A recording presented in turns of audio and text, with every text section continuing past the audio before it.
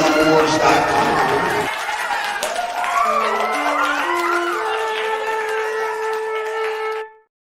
Hello there. Welcome to Making Star Wars Show. My name's Jason Ward, and you're watching the Making Star Wars Show, in case you didn't know. Is that a hyphonics? I have no idea, man. But is it with the wig? I ain't got a wig. I just got a little beard. It's a little tiny beard on my face. No, hi, I'm Jason Ward, MakingStarWars.net. I kind of blindsided Rob and said, I got to start at 12 today. I don't know if Rob saw, so we'll see if Rob shows up. Hopefully he does. I don't know why, but I just miss him. Miss him so much. Miss him a little bit more every day. But hello, Mumbo Jumbo. How's it going? And hope everybody's having a good start to their week.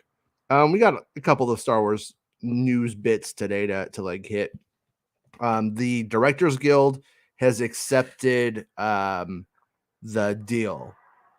And I've heard a lot of like little, different takes on it.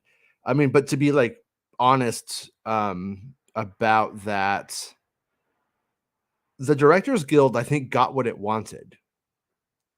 And also everything that overlapped with the Writers Guild, it seems like they got, if I'm understanding it correctly. And it's a really complicated thing. So I'm not sure if everybody's needs are met and if everybody's needs are met in a fair way. But it does seem like the overlap with that the Directors Guild had with the Writers Guild of America and SAG, the Screen Actors Guild of America, all seems to like have lined up. And like we always have said, it seemed like whatever the directors get, everyone else will get. So it looks like the Writers Guild right now is just hinging on that small writers' room concept. And that one is a little bit more complicated than you would think. Up front, like Taylor Sheridan, the guy who does those cowboy shows, what is it, 1923 and all that jazz. Keep wanting to say Westworld. I don't know why. Yellowstone. That's what I'm trying to think of. And like that guy writes the whole show by himself. But according to the way that it's being bargained right now, Taylor Sheridan's going to have to write with other people. Is that the best solution to that problem? I don't think so, because that show is pretty much him in terms of, he's a control freak probably. And I mean that respectfully.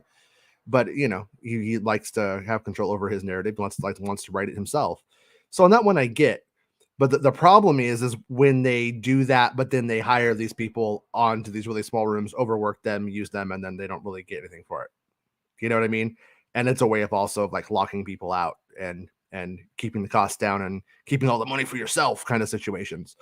So I think maybe they need to do something where like they announce like, hey, we're going in. This is a single writer show. And then that's what it is. And then if they break the single writer's rule, then now all of a sudden it needs to. So I don't know how they're bargaining it. I haven't looked into that or seen anything written about that. But I think that's the answer. Because I don't want Yellowstone written by 8 different people. I don't really think that's going to be better for the industry, but not really necessarily better for the show. I don't think at this point, especially. But so maybe we're seeing like the end of it, now. And I've seen like some takes that are making it seem like the directors are leaving them out high and dry. I don't really know what else they could have done other than just stood in solidarity and not move forward until they got their deal. But that's asking a lot. I think that might be asking too much. I don't know though. Like I said, I'm not, I'm just reading about it. And that's sort of my take from reading about it. Maybe I was manipulated by the stuff I've read or something. But that seems to be where we're at. And so NPC is just finishing up the Indy movies. Me and the kids have been watching them all week as well. I'm getting my Indy tickets Thursday. Hey Rob, how's it going, dude? Wait, So you're getting your Indy tickets on Thursday? you need to get them now, man. You need to get them now. You just said you're getting them on Thursday? Well, not me. I mean, this other okay. NPC says I am getting my Indy tickets Thursday. Oh, I thought I got my Indy tickets tickets right when you said that. I thought you, yeah. I was like, yeah, I got my Indy tickets like a long ass time ago. About to say you lied to me. Like, No. I wouldn't lie about There's that. not going to be anyone there, Jason. So I'll be able to just get him the day off. Like, maybe. I Yeah. hope I'm wrong. I seriously, I don't want the movie to not do it. Well, by the way, I just rewatched Temple of Doom over the weekend. Right. Okay. Yeah. And there's a podcast called Cherry Bombs. It's like two guys that cover movies that most people consider bombs, but they like. And Temple of Doom's like on that list, and they put out a audio But Temple commentary. of Doom wasn't a bomb though. But people consider it to be, right? Just Like, if they and so consider it to be they a bomb. actually put Okay. what's cool though is they put news like clips from Crystal the 80s Skull of, would be considered a bomb even though it made like $1 billion.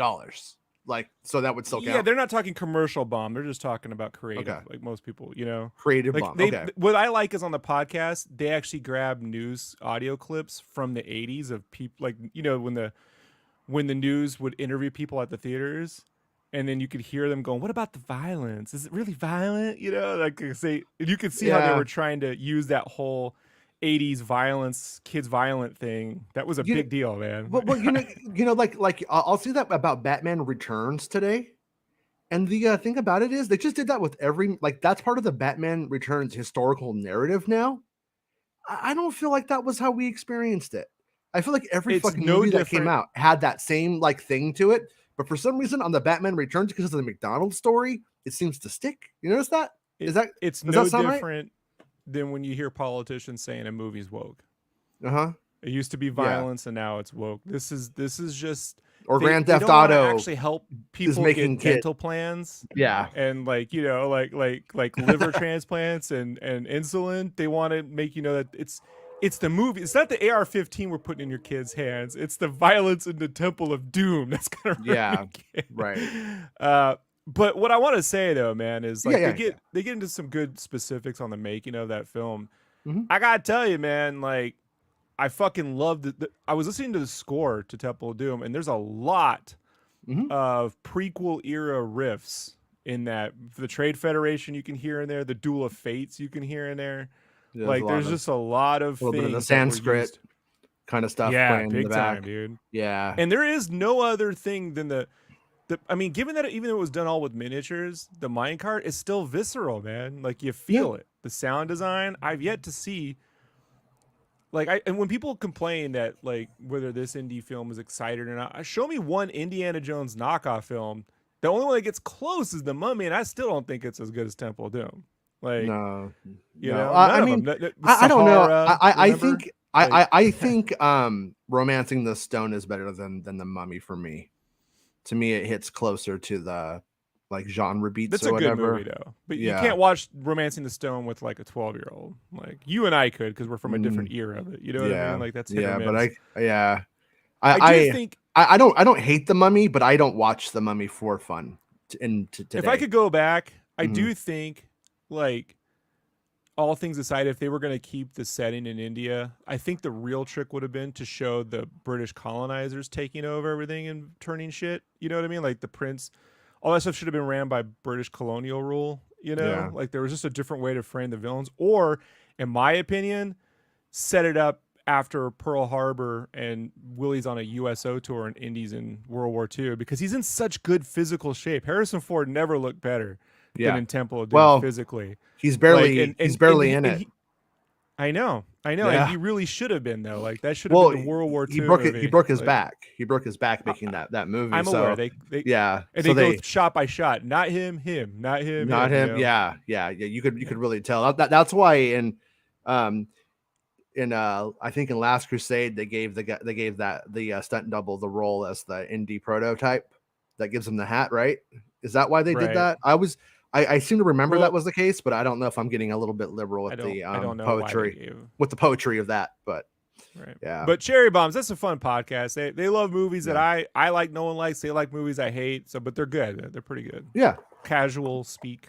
They do a really excellent episode on the holiday special, the Christmas Star Wars holiday special. Mhm. You know, like just they got that Jingle Bells song on there that Anthony Daniels did a 3PO. That's god awful. Like, it's one of the worst fucking songs I've ever heard. So anyway, that's my ranting about Temple Doom. Love it. Yeah, we watched Last Crusade last night. We watched Temple of Doom a couple nights before, and then we're going Thursday at 3 to see the new one, and then I think I'm gonna go the next day and see it again because why wouldn't I? Yeah, and did you see that somebody uploaded the Flash to Twitter like in HD, like the whole thing, just perfect? I heard about That's that. that's not gonna help I heard it was anything. up for like 5-6 hours. It's up for a long fucking time. Yeah, Yeah. there's nobody at Twitter to turn that shit off. That shit's running on like just autopilot these days, I think. Yeah. He's So too busy talking to his mom about whether he should fight Zuckerberg or not to pay attention to blatant yeah, copyright violation, you know? yeah, that's a weird one too because I want to see those nerds fight, but it's like if one of them wins, can they knock each other out? Because if they knock each Dude, other did you out, not see the that's cripple fight on South Park? Did you? yeah, yeah. They Did you not? did the whole fight from They Live in that fight. The Right, the right. the Jimmy and Timmy fight is the fight from They Live, which is I know. one of the best movies ever made. I don't care what anybody says. Oh no, did I tell you about the time? I know I'm tangenting, but No, did I ever tell you about the time I showed They Live to my wife and she did not know anything about that? no. So we'd been together like almost 10 years, and I was like, she's like, I was something about They Live. She's like, I don't know what you're talking about. Because I was talking about Portal or something, how like it was riffing off or Half-Life 2 or something. Yeah, And she was like, what's They Live? And I'm like, what? And so I said, yeah, immediately stop, stay off your phone. So I got yeah. the movie, got a pizza, put it in, and bro, it takes like 30 minutes for the kicker to happen. Mm-hmm. So she was like, about 20 minutes in, she goes, "Is this just a gay movie about construction Oh, workers?" oh Like, yeah, you told me about that. Yeah, I'm like, what if it is? Like, and they're what if it is? there is this like a lot of like meandering like blues riffs playing in the background, like boom, boom, boom. You're like, what is going on for right. some of it? Like she had But no idea, and when it hit, the look on her face, bro, was priceless. You don't get to see that twice, you know? yeah, like I think somebody should adapt the graphic novel of They Live. Like they should do a remake of it. I think that one's TV ready for it. series, You know, or a TV TV series. series. Yeah, yeah. So what oh my phone was over here. You texted me? Yeah. All right, cool, man. Yeah, I had a problem with it, but now the old Bestman bulletin is working fine for me today. Everything's good. Okay. So this is an update to the one of the last stories that we talked about. The rumored synopsis for this is from bestmanbulletin.com. For the Daisy Ridley led Star Wars New Jedi Order movie reportedly inaccurate, which is what we assumed. And by the way, I sent them an email, a nice email, asking for clarification of, did you guys pull this synopsis together from information around the internet, or is this an official one submitted to the company for work? And they never responded. So Every time you say the word synopsis, uh-huh. all I hear is Mythbusters versus Ghostbusters. When he says, Uh-huh. "We'll give you a synopsis," Oh, we'll yeah, give you a it's synopsis. yeah, I don't know. I mean it costs $200 for that for Production Weekly to have like a subscription to it.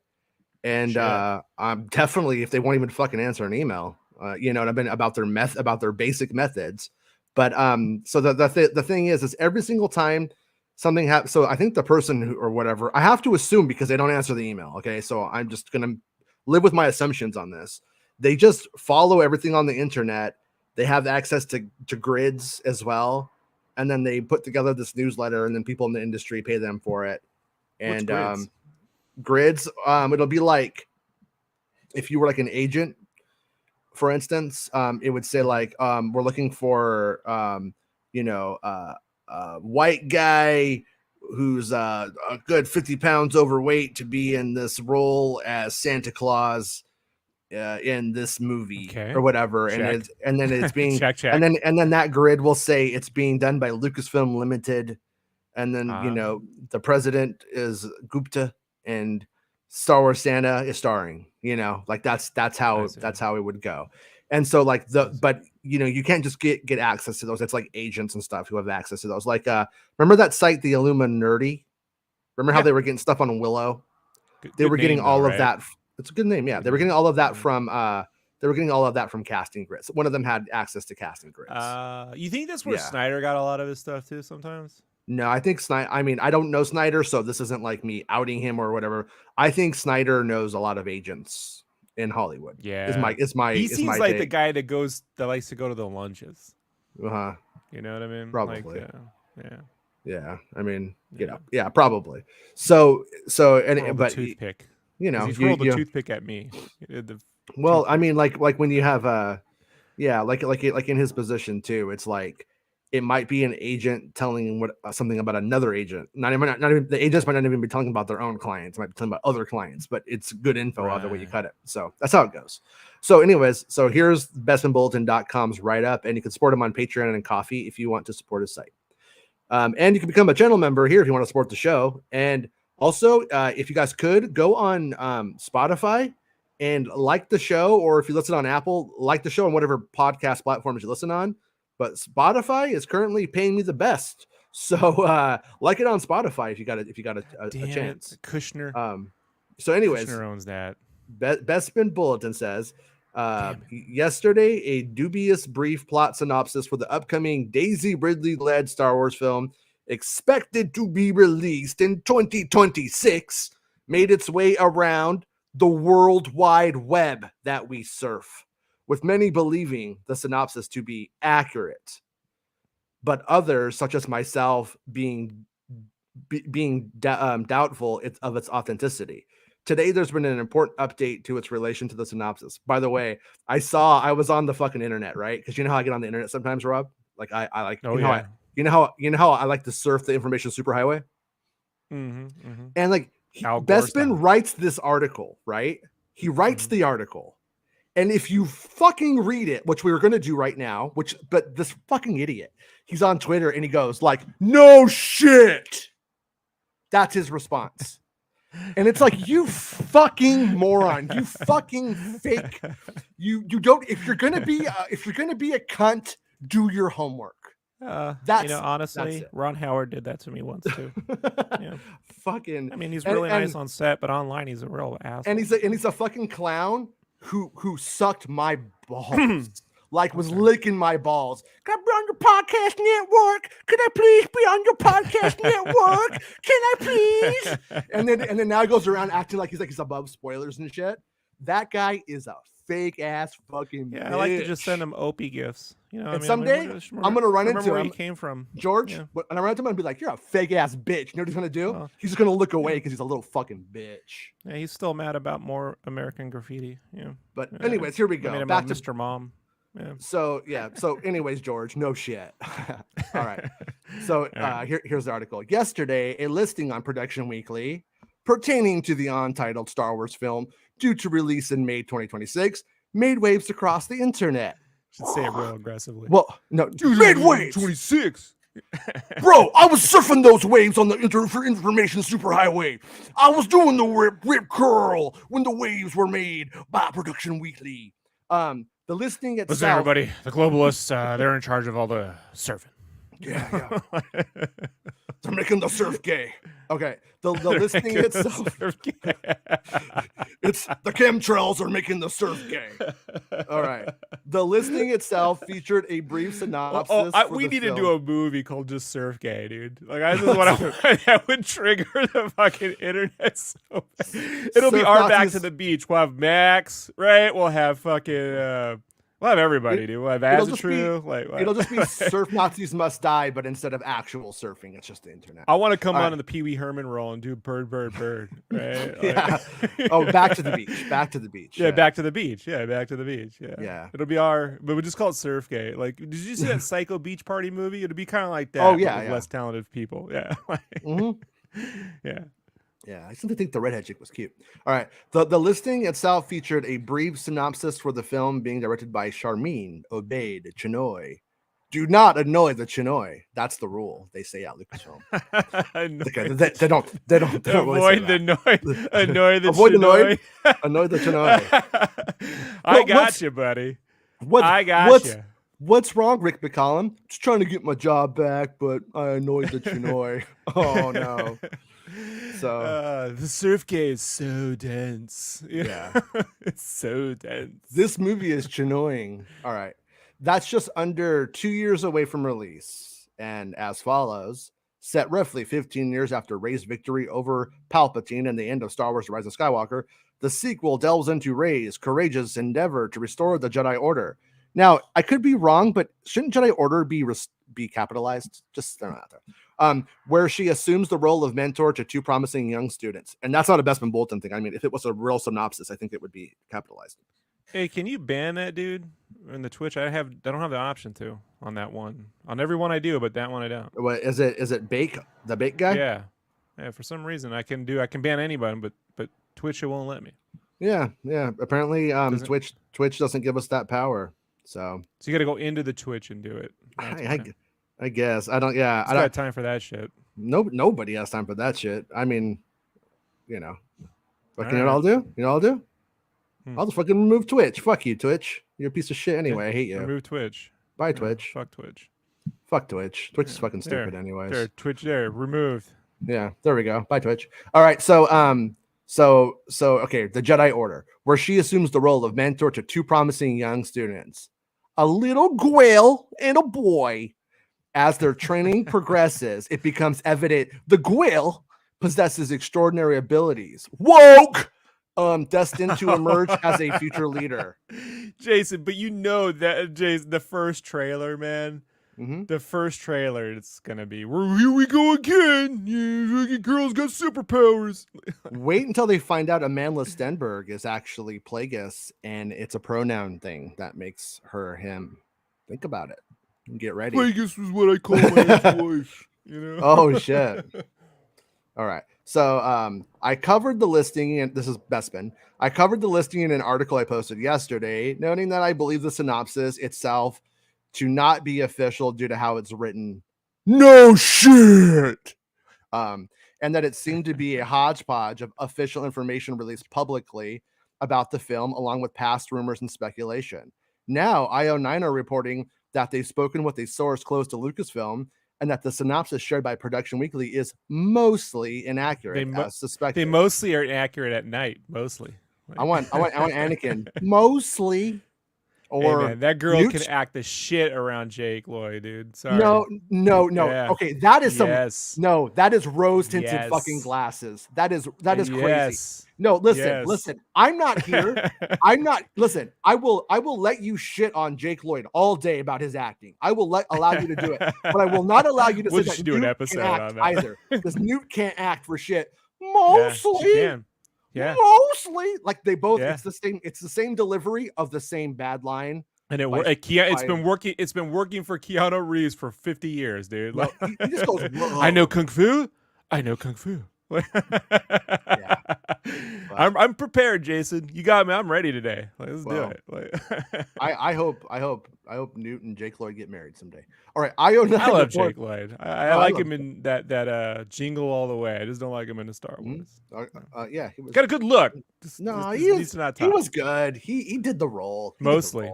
IO9 reports that most of what's written in the synopsis is false. Aside from the line of Rey rebuilding a Jedi Order, something that Lucasfilm president Kathleen Kennedy and the film director Don't Annoy the Charmin Obey-Chinoy stated at Star Wars Celebration in April. They also mentioned that the film was set 15 years after the events of Star Wars The Rise of Skywalker, which is featured in the Production Weekly synopsis. But IO9 source, by the way, IO9, Jermaine Lucier, he's gonna not fuck this up, so you guys know. If Jermaine says something like, they would literally be misleading him down a wrong road on purpose when they just wouldn't give him a quote. So Jermaine's pretty credentialed. No, I'm saying I think Jermaine is as good as it gets. Is my point. Right. That's what I'm trying to say.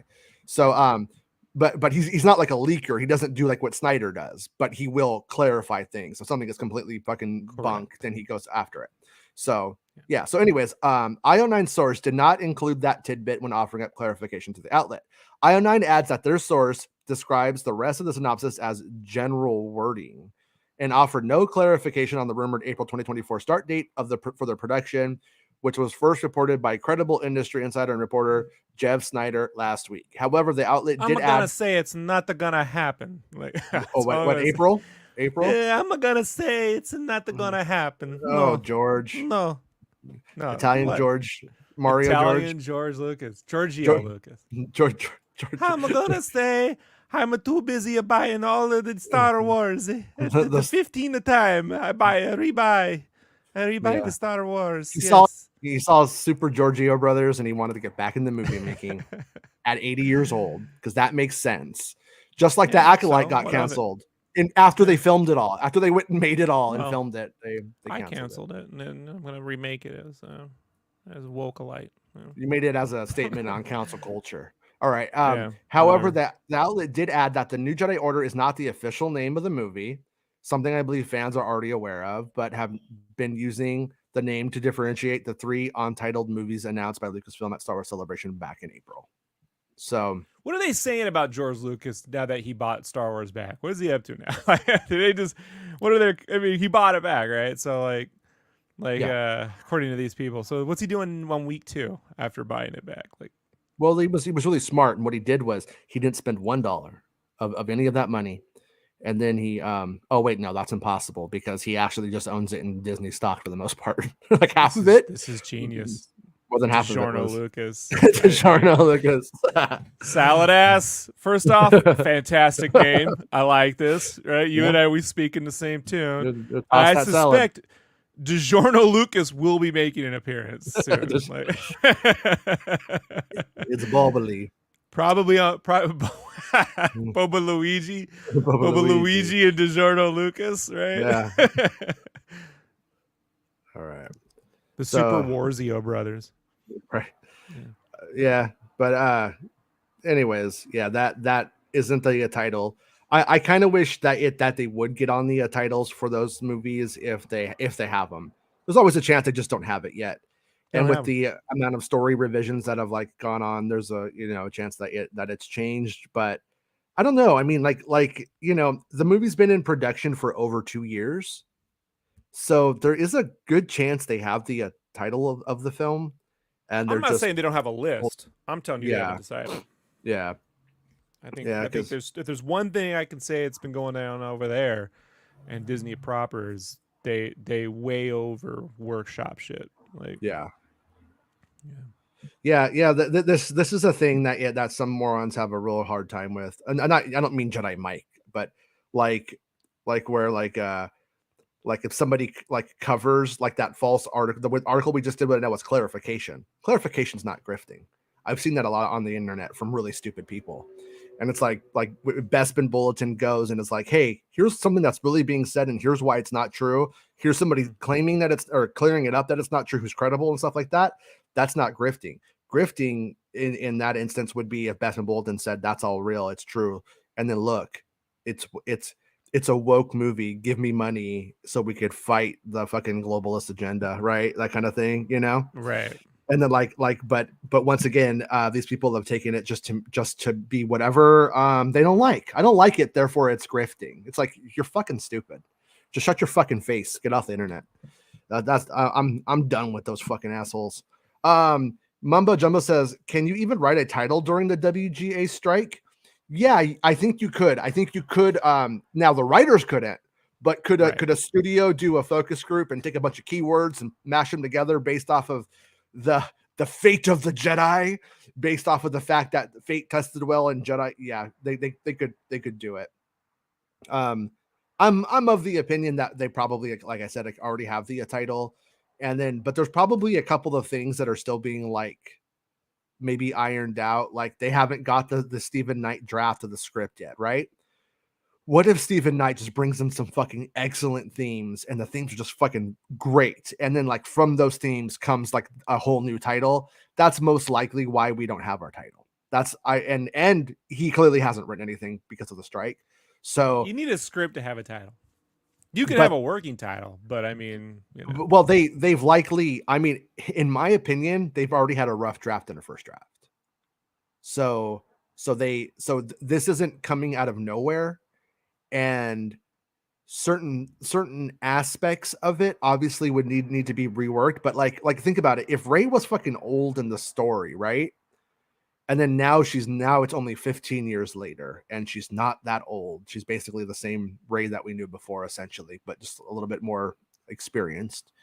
I don't really know what you would have to necessarily change from it. You know what I'm saying? It's like I don't think Ray is dealing with osteoporosis in the script. You know what I'm saying? Like I don't think that's a thing.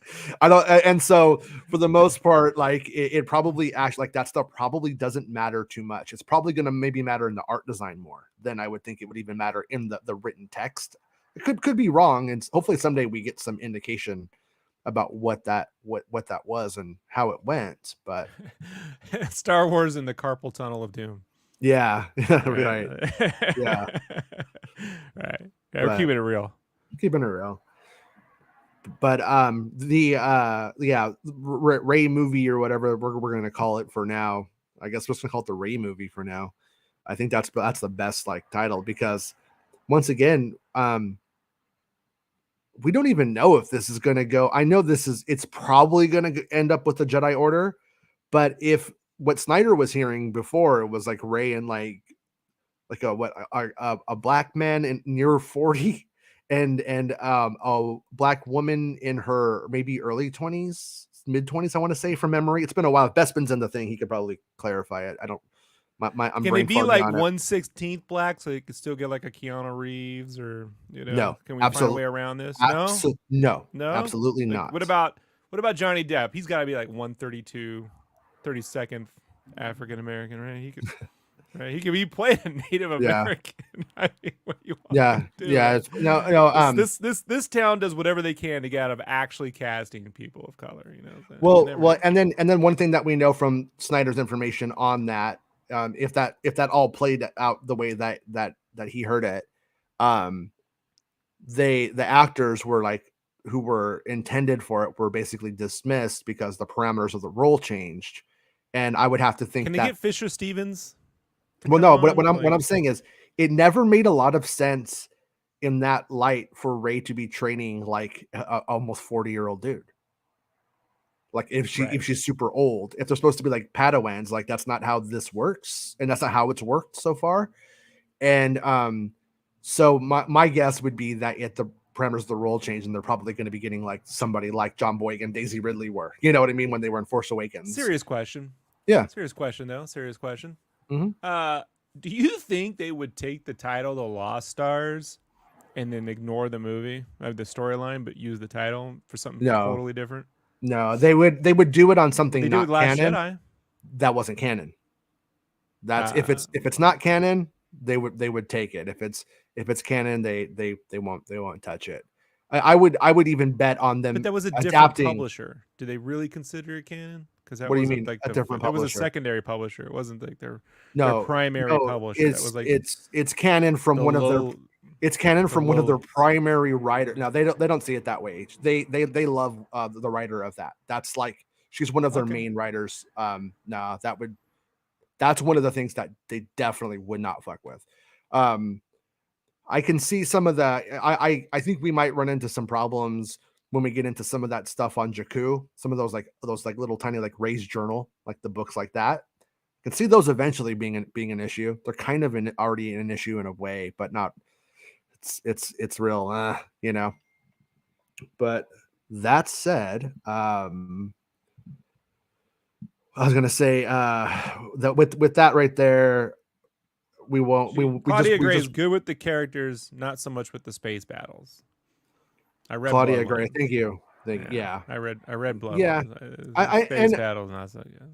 Yeah, I also not that I don't want people to keep getting work, but I think like in a way they get kind of like, oh, people like this author, and then they kind of get stuck on it. But it's like she did some good stuff. I think you need to rest it a little bit and bring her back in a while. Qui-Gon Jinn book was boring. It was like, fucking awful. I literally fell asleep reading it. Yeah.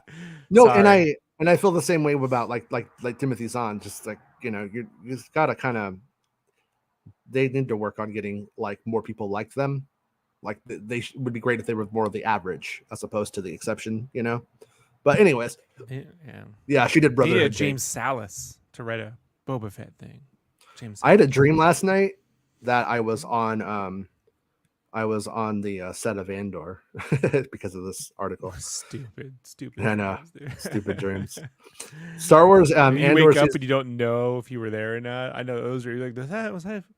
I was like walking through. And I was like looking at the sets, and I'm just like, oh, this is just like generic spacey sets. Like, what is there to say? You know, what are you That going would to be say a about interesting premise for like if we were doing your show as a series, right? them? Where you had a dream and you actually wrote the whole article about that trip, and then everyone was like, "What are you talking about?" And you couldn't Yeah, remember if you dreamt it or if like you wrote the article as if it were real, but you think it's real, like, but it was a think it's dream. real. Was it real?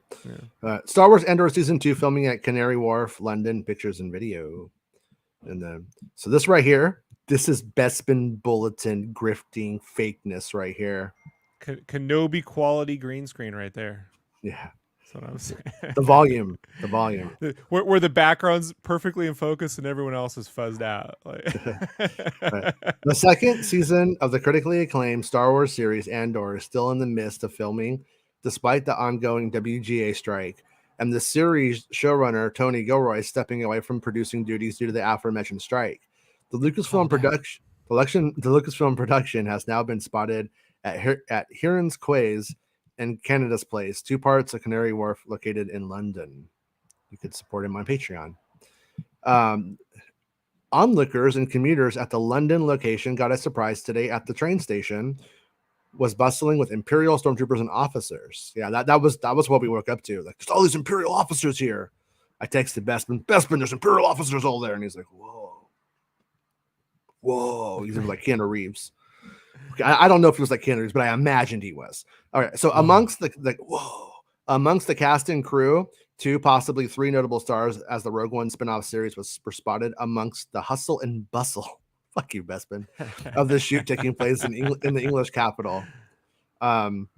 Heron's Quays and Canada's Place is part of the Canary Wharf, which is a location which is likely familiar Jason, to Star Wars fans. you could be reading me some shit in Skyrim at that point, or fucking Warcraft. Right? Worf is from Star Trek, right? Worf's a Star Trek character. As Worf was used to film scenes for the first season of Andor, the ISB headquarters, and scenes from Rogue One, film directed by Gareth Edwards. So, right here we can see some little fuzzy pictures. I mean, and I'm not knocking the fuzzy pictures, by the way, because good work whoever got the fucking pictures. But right here you can see some ISB officers. So like, it's fucking hot in this shit. Yeah, I know. Like, when I'm hanging out with Bespin, he tells me like it's hot. Like, I have like where he's at, like on my phone, so I can like translate the weather when we talk about it, like to like my temperature.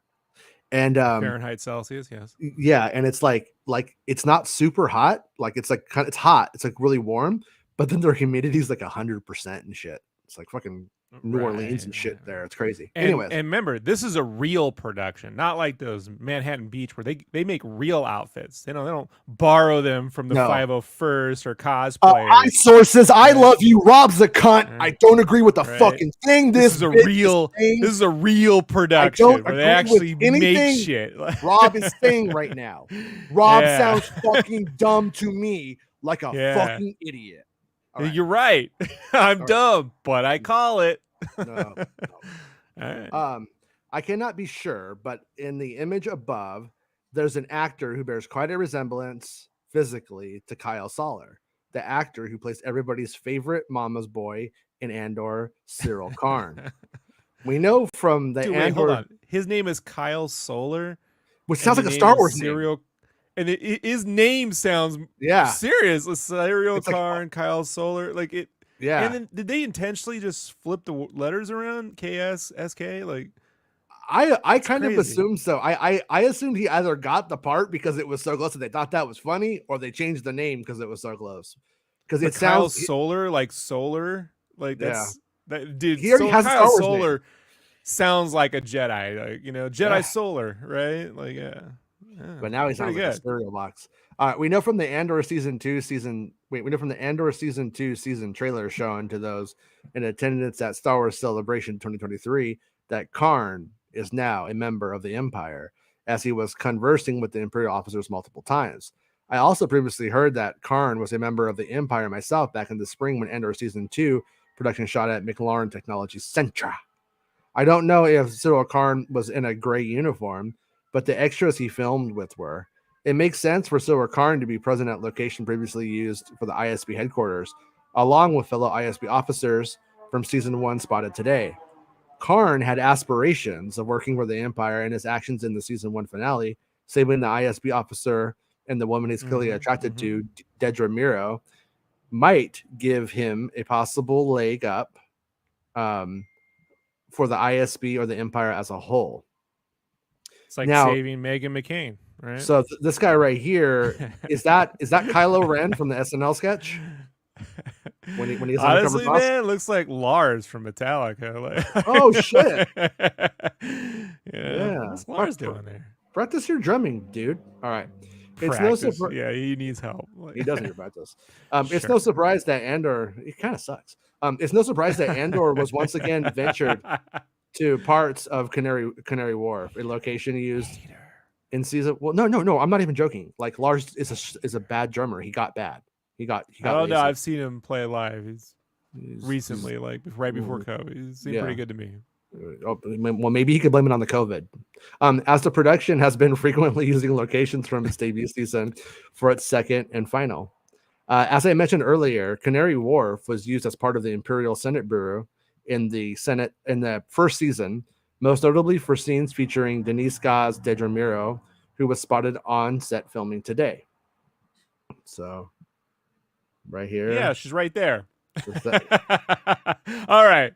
Now, is the thing on the right a floating head, like top right? Like what is that? Like what yes, is that? if you knew Star Wars like I do, you know that's Headman.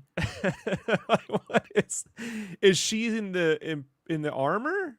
Like with the butt pads? Those butt pads? Oh, those right there? Yeah. Yeah. What are those are giant teeth. Those are giant teeth. See, that's actually a Mandalorian face, but his head has a butt. So it's a new creature you never met before. It's called Mando Butt. See it? Can you see it now? You said butt like Butthead would. Name of the butt. There's a butt. And then here we go. Right here, we got this guy right look here. Look at the bros, dude. Like, yeah, he's Logan Paul's on set, dude. Hey, bros. Hey, bro. It's not gay if you suck my titty, right? Nah, dude. It's not. Dude, did they bring back the 90s bowl buzz thing? Like, is that a bowl cut with a fade? Like, what is that? What is Jesus. Yeah. You know what, man? Just shave all the hair off. You know, like he's better off with the mohawk if you're built like that, right? Wait. Maybe that's a mohawk, like a Three Stooges mohawk. Get it? Okay, I tried. But I get it. I don't care. Yeah. Now that guy in the back who squatted over, you can't help but fart. Now is that guy on the left taking a piss in the bin? Yeah, he's pissing, he's shitting, and he's sucking his titty. What's going on? We got some titty sucking, pissing, shitting motherfuckers making this show. Brexit is wild, Jason. That's all I gotta say. Brexit is wild. Oh my god, is this a new AT-AT leg right here on the right? What is that? Yeah, that's the new. They're cutting budgets. Chad at. They're cutting budgets. Right here we got. Look at this guy in the blue. He's got. It looks like Kramer. Is that Cosmo Kramer in Star Wars? Yeah, when he wore the cape episode, right? Like, Larry David with the cape. Okay. Yeah. At this time, I do not know how long the production plans on shooting at the location during season 1. Filming was spotted on Sunday at Canary Wharf, a day considered far less busy than that of the working week. And come the Monday, the shoot had already concluded. Very few images came out of the shoot for season 1. So it seems the production is implementing the same strategy as last time. So if you're itching to get a glimpse at the second season 2 shoot, God, I'm itching so bad. Dude. You may want to venture to the location today, as it'll likely be gone tomorrow. Yeah, so go there and get us the pictures. Oh man, look, no one's at Space Mountain anymore. Go woke, go broke. Oh man, right? Like, you said it, Rob. It's empty. Yeah. Look at those. Look at those blue shoes. That's Meg. That's Meg. Meg's blue suede shoes. She's on. That's why she won't talk to us now. She's under NDA. Oh shit. Meg won't talk to us now. No. Man. Ever since I mentioned that whole. Sorry. Yeah. Ever since I mentioned the whole Crimson Dawn joke, she's refused to come on. Oh man, you know how much she loves Crimson Dawn. I know. That's what I thought.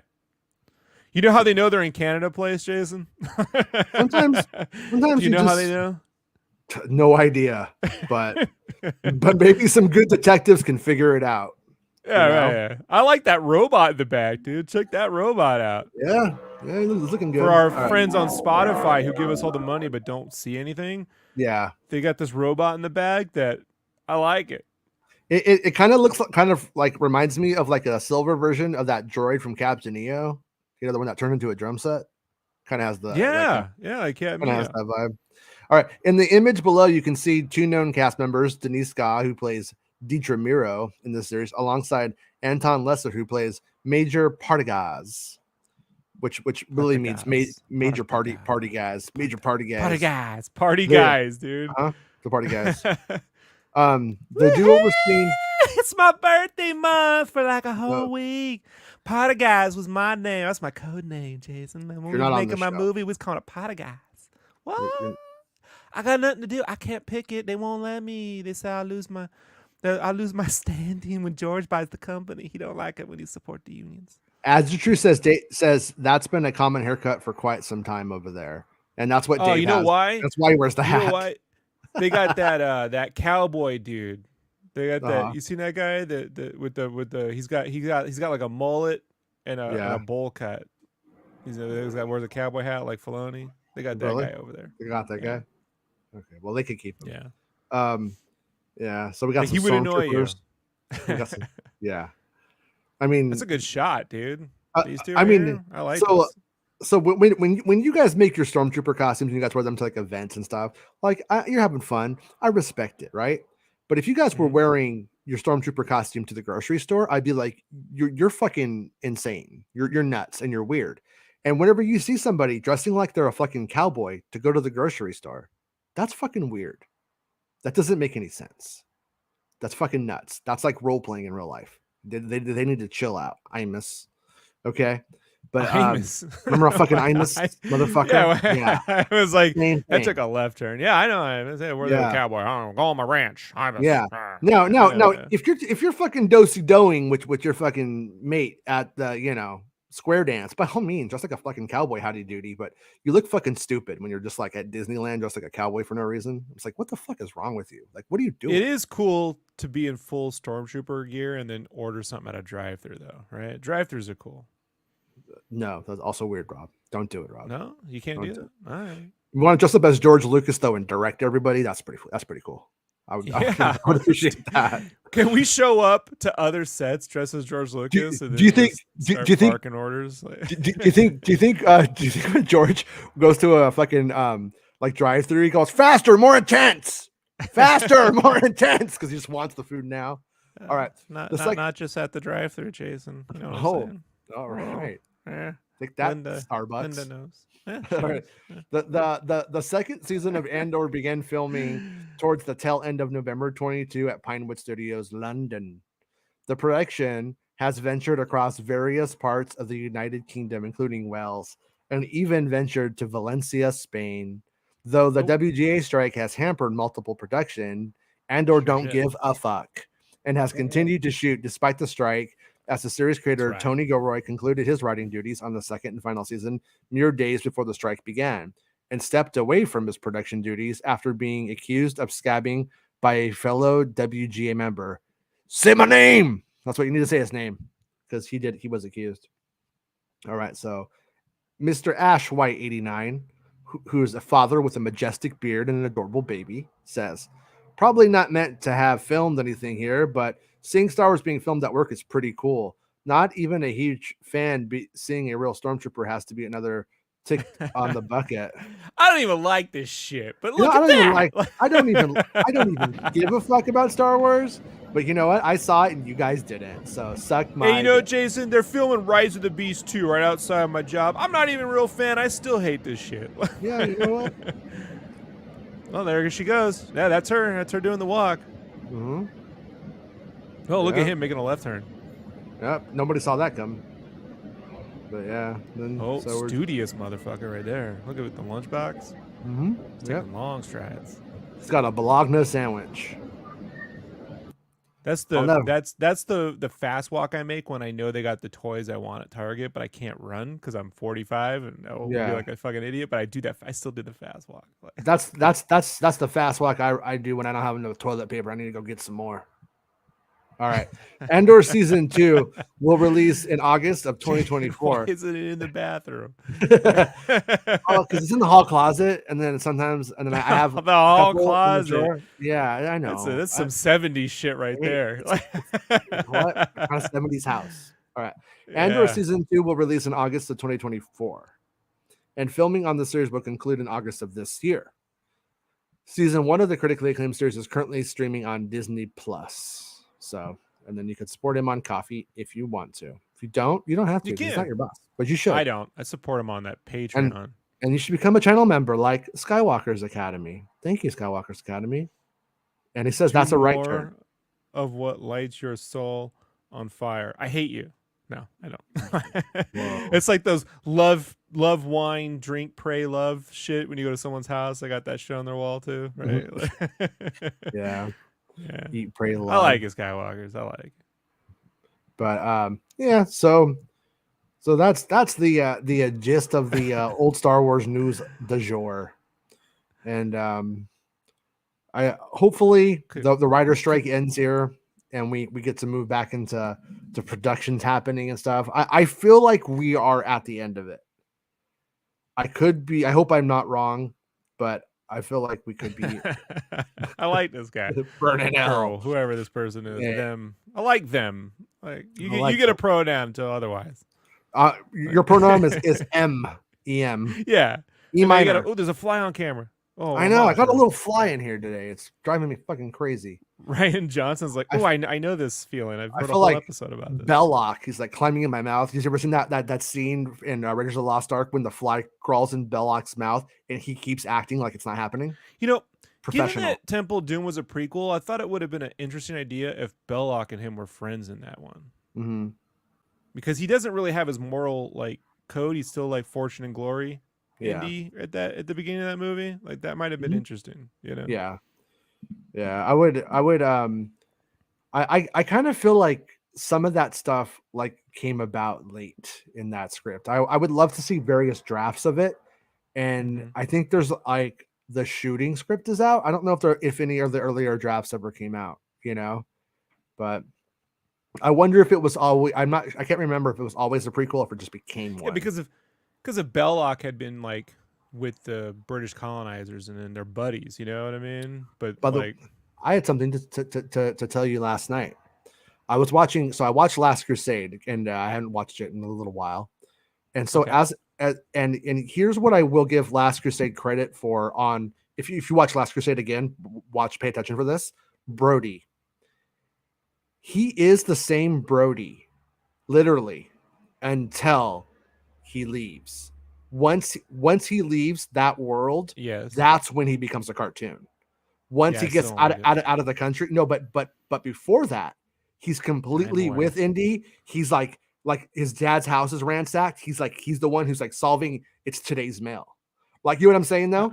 I'm aware. I just don't like him. No, but we tend to remember things much more extreme than they actually were based off of like one prominent scene. I don't remember things extreme as they were. I've been having this argument. I understand they made him that way, and then when he goes, I get all that. Like I've been and what I'm saying is, years. And look at the totality of the role, and then look at when he becomes a cartoon. It's just like the person offended you the one time, and now that person is that offense. Just saying that's how it's like. I don't like it. No, I'm not saying you have to like it or you should or it was even a good idea. But what I am saying is he is more the standard Brody than not throughout the film. But he gets a couple of non-standard Brody gets a couple of big moments like when they ride off into the sunset and he fucks up and stuff. You know what I mean? I also don't like the that's why tapestries bit. I don't like that. That's not Indiana Jones. That's a weird one. That is a weird one. I don't like it. It's another movie, man. you don't. I mean, he was a spy in World War II. Of course, he pretends to be fucking all kinds of things. I wish we got that World War II indie movie. That's the one. That's my one big complaint, man. Like, never got that World War II indie movie. We are this Thursday. I mean, if Jimmy Stewart served, fucking Indiana Jones served. You know. Yeah. we are and that was we're getting that on Thursday. That's going to be worth the price of admission alone. So somebody asked if there's a Patreon to support the show on Patreon instead of YouTube or Spotify, and I just posted it in the chats there. That's the link to Patreon, if you prefer to support the show that way.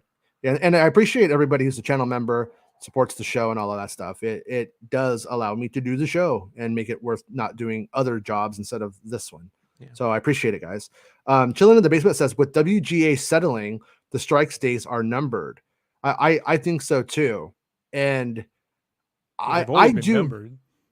Well, no, he means day one. They're not going to be on strike forever. Well, no, but he means they won't. It's probably like the next round of meetings could be the final ones. And like I said, but they didn't even take a meeting the first time with the writers is the problem. But the like I said, the big thing that's left is the mini writers rooms. That's the big thing that's left. And I'm not completely 100% like Collider did an article on the Taylor Sheridan situation. Taylor Sheridan's like Taylor Sheridan's going, they can go hire 5 other writers to write it, but I'm not writing with anybody. I'm writing by myself. And if they want to just pay them. Yeah. And he's all, if Paramount wants to do that, they can fucking do that. But I'm not writing with anybody else. I won't do it. I'm for that. Give pay me $500,000 to not write on something. I'll take it. Right. Yeah. But I am of the opinion that you should be able to write a series by yourself if that's how it comes about.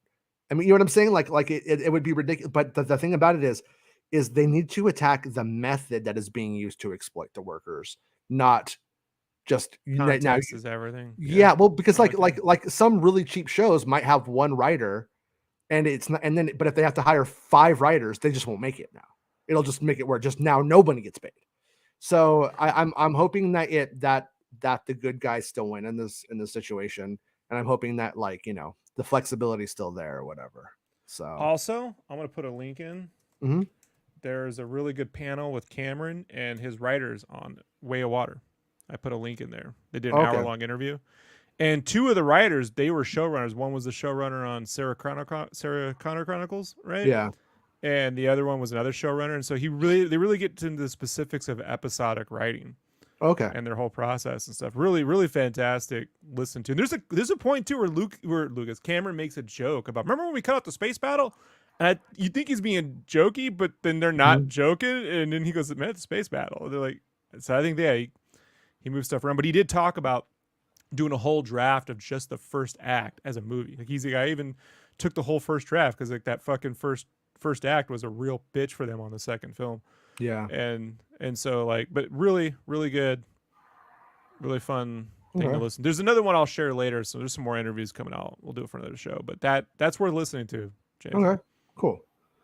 Robert St. Clair says, I always took it as a lead lining saves him, which is why they showed that label on the fridge which said lead lined.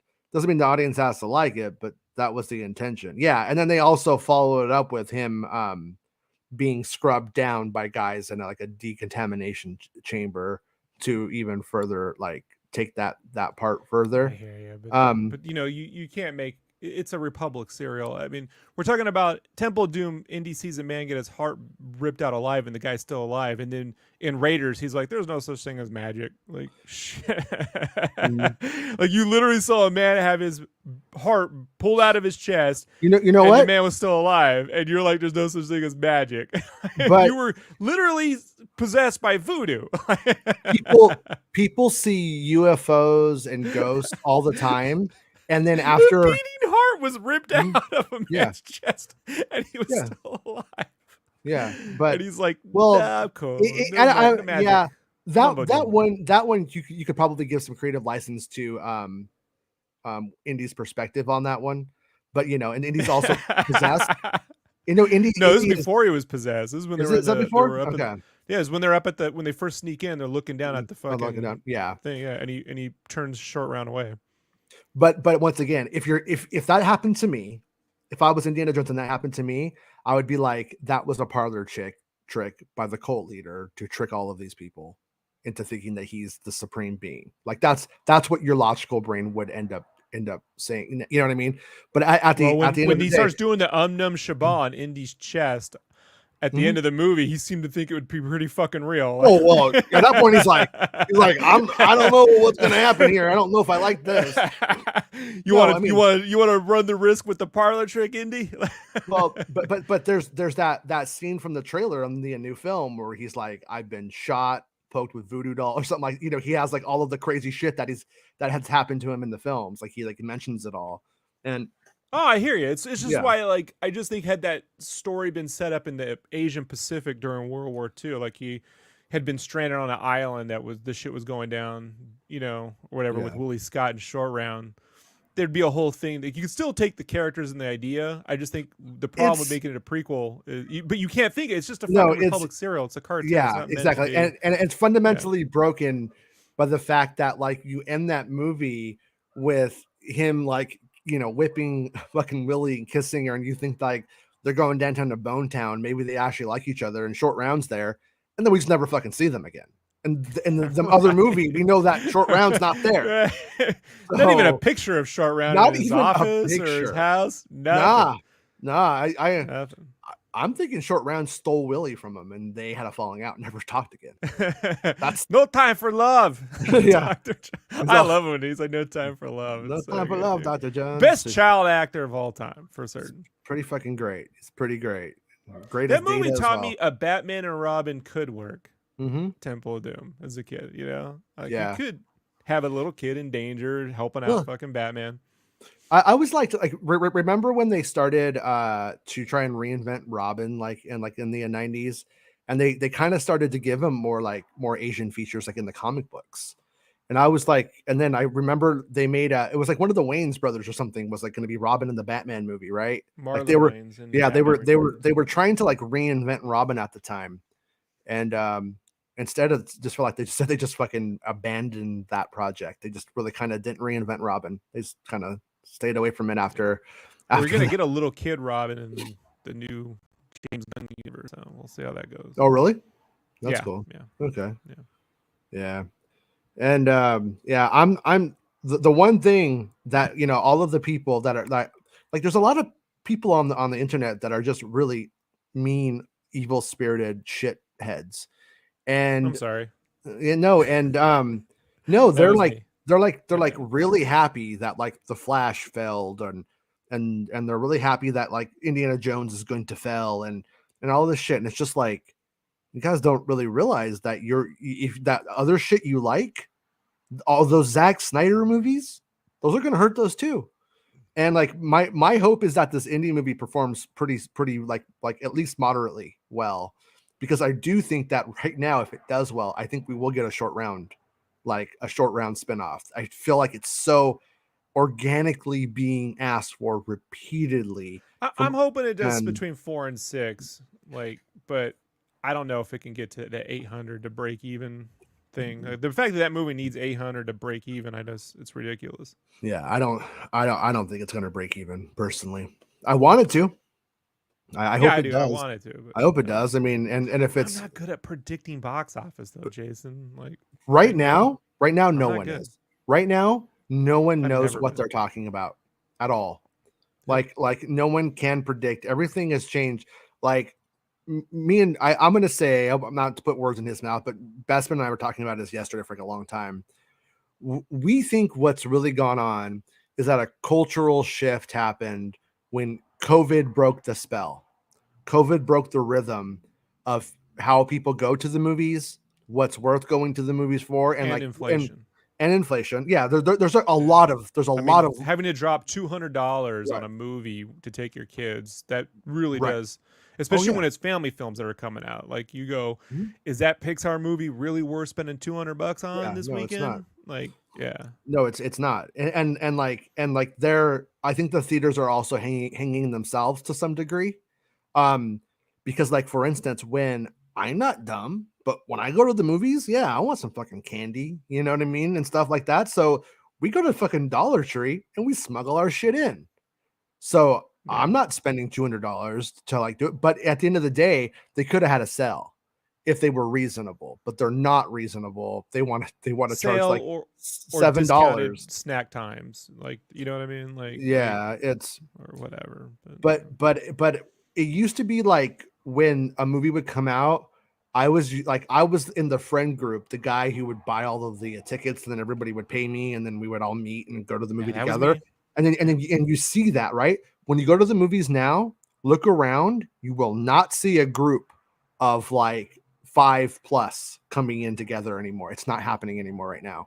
That Hmm. that kind of get together, that kind of like social organization right now is broken for movies, and all you really are seeing are people in their early 20s who are going to the movies, and then you'll that's basically like the gist of it, and that's why I think Flash was just at the end of the day just so doomed, because it's like not their Batman. I'm curious. I don't think Yeah, it's but it's gonna, their Flash, so like that argument doesn't really make any but it's sense. also Look, no, at the end of it the day, says there's no Miller. interest in that fucking actor and that character at this point. Mm-hmm. Like that's it. Mm-hmm. That's just the reality, because Yeah. it does feature their generation, their guy, been in a fucking Harry Potter movies, been in fucking all the Flash and Yeah. the Justice He League was bullshit. he was in But no Harry one gives Potter. a shit about. Yeah, he was in the Fantastic Beasts. Sorry, Oh really? Oh but okay. they saw that shit. So you know, Mhm. Yeah. like it's just it's their character and no one cares. That's But it. but Like they I still trip that our Batman, like we didn't, our generation, me and you went, but everyone else didn't go. You know what I had they mean? not had Michael Keaton in that movie, it would have done 20 to 30 million. Mm-hmm. Like that, it Yeah. did get a bump. Like I don't want to, can't Well, say it didn't. You know, like well, it would have done far worse without Keaton. But I'm curious if when it goes to rentals, when it hits rentals, I'm curious if that's when the 40-year-olds start paying for the movie. You know what I'm saying? If like, oh yeah, I was never going to go to the theater to see the Michael Keaton Batman, but I'm going to rent it now because I want to see it, but I still want to go out to the theater. hey, this Beast Wars movie is making the least amount of Transformers movie ever. Transformers It's gonna money. yeah it's still at 360. It's not gonna break 450, and Bumblebee did 467. So Yeah. like here's the thing: if the movie's great, people will tell people to go see it. If it's middling, then I it's like, don't well, I I can don't catch know, it man. later. Because Flash is a good movie though. It is a good movie. Yeah, but And if people inherently people didn't don't see it. like the lead dude, then Oh there yeah, you got a yeah. problem. Yeah, no, but I mean that's the thing is like I understand the like logic, but all the time good movies don't make money. Like you know what I I mean? hear Like, you. I hear you. and I bad hear you. movies make a lot of money a lot of the times too. Like that I hear also you, happens. but spectacle films, and Mhm. you know, you can trick people into going to see a spectacle film. Yeah, yeah, I for think sure. right now that malaise isn't working. The Yeah. spectacle isn't really enough. You know, there needs to be a certain je ne sais quoi Mhm. to your production. You know, and like they haven't. You know, hey man, there was a article going around on Twitter where people were like, "Hey, WB says they're using AI to approve projects," and I'm like, if you read the date of the article, that's from 2020. Mhm. You know, so they've been using an AI algorithm to greenlight projects for 3 years now, It's working and out great. we're seeing the benefit of what this means. And I gotta Yeah. wonder if maybe reshoots were based around, you Mm. know, some of that stuff. Canceling Batgirl was based around some of those algorithmic blah blah blah. Because I'm gonna tell you, man, algorithms are all based around giving you more of what you want, and that does not translate to dollars. Just Yeah. because you like what's an example? You like Fast and Furious doesn't mean you want 15 Fast and the Furious movies, you know? Well, I think we've been like on the that like nostalgia level. I think we've been overly catered to in the last decade. And like, you know, when you brought back Luke Skywalker in The Mandalorian, um like it kind of like peaked with that for me in a way. And like Well, it's Spider-Man I think was the peak. no, I'm talking about I'm talking about for myself. And Okay. then like maybe like the very last thing they ever could have done on that level was bring back Indiana Jones and make him young one last time, which is what they're doing in Michael Keaton's Batman. And like after that, like there is literally nothing I could dream up in my brain that will nostalgia bait me. And that's me though. That's just me. Oh, they got me with But one thing. You want to hear it? mhm, Here's how they'll get me hook, line, and sinker.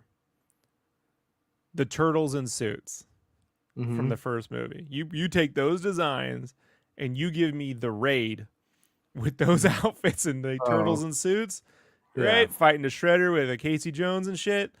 All fucking, the puppetry and all Yeah. that stuff, mixed with I fast would raid see style it, but martial arts. yeah. You know, yeah. I'm There's excited. still I, more gas I'm in that excited. nostalgia tank. I'm excited for that new Turtles cartoon. Like I watched the featurette you sent me today. It looked cool. Looks good. Yeah, John Cena as Rocksteady is hilarious. Yeah. Yeah. Yeah. And Yeah. so Giancarlo as but Baxter Stockman. yeah. Terrific. Yeah, and they didn't let us hear him, which I thought was weird. They like skipped that one for some reason, but okay, whatever. Yeah, Featurette.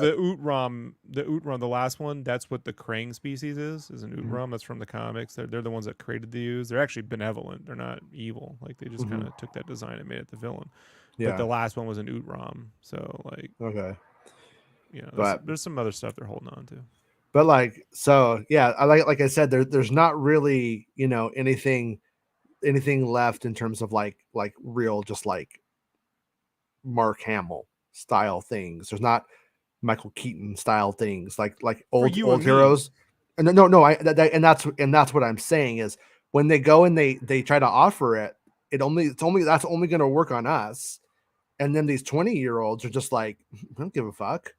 So it's like, yeah, it's so basically they're in a place where like Ghostbuster, like I'm hoping Ghostbusters Firehouse, the Afterlife 2 film, I'm hoping it moves completely away from being Remember Ghostbusters. Like I'm hoping it's like just a straight up like here's a Ghostbusters story. You know what I mean? Like I hope we're like there now because that also that movie like I like the movie until the third act when it just becomes Remember Ghostbusters, and that's when it kind of doesn't no. hold up as well for Remember me. Walmart's my bigger issue with that movie, but yeah. Mm-hmm. But Walmart is also part of Remember Ghostbusters.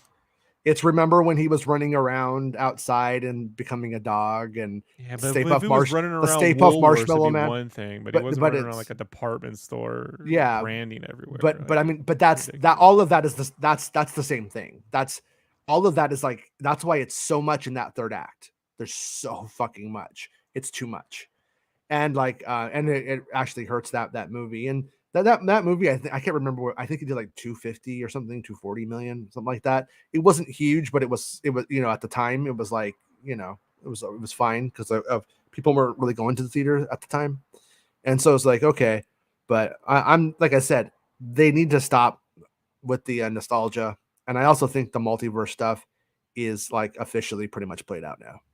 I've had Really? enough. Because Across the Spider Verse is doing quite well, and a Yeah. multiverse movie just won Best Picture last year, Mhm. and they got another. So So so it's so not keep the doing it. concept of a So keep multiverse. doing It's not. it.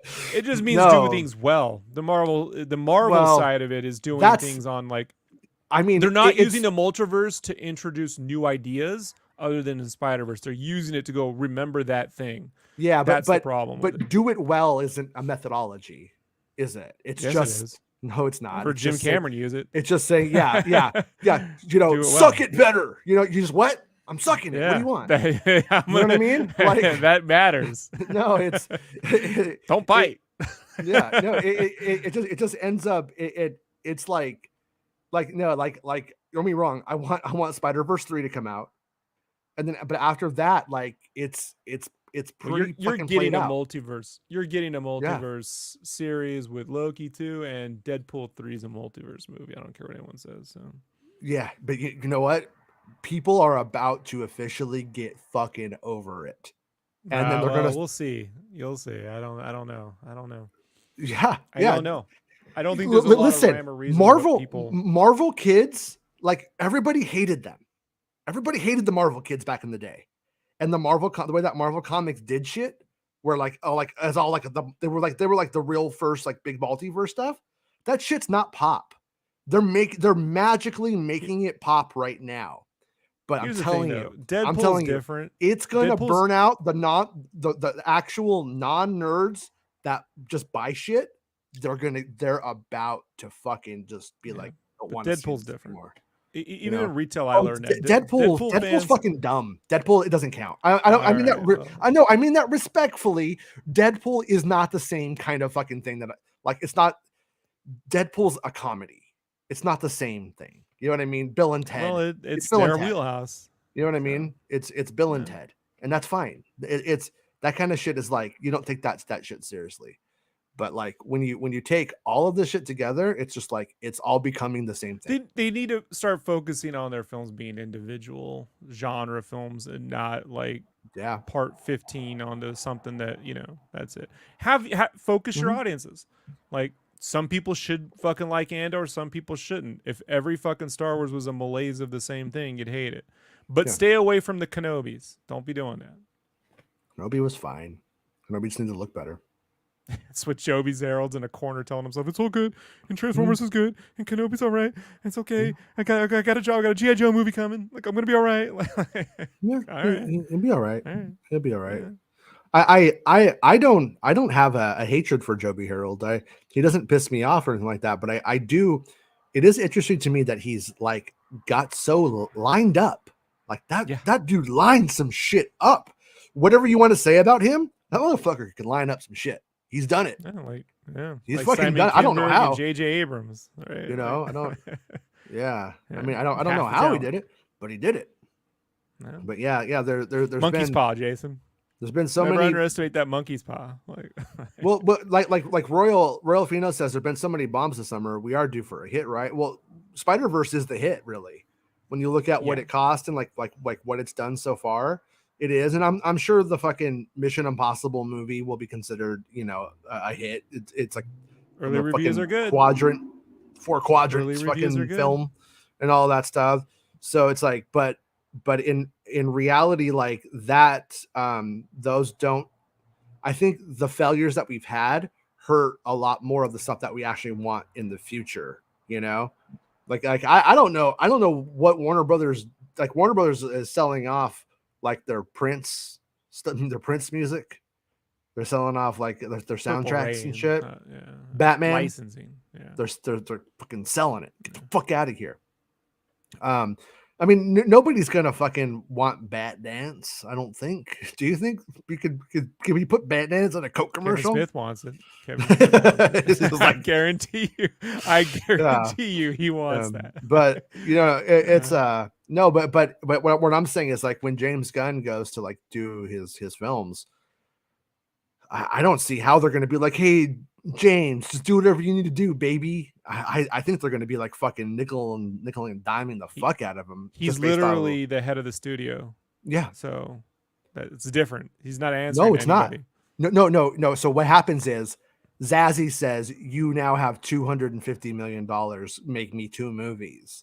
Then yeah, he Yeah. could be the head of the studio. He could do whatever he wants with that. But Yeah.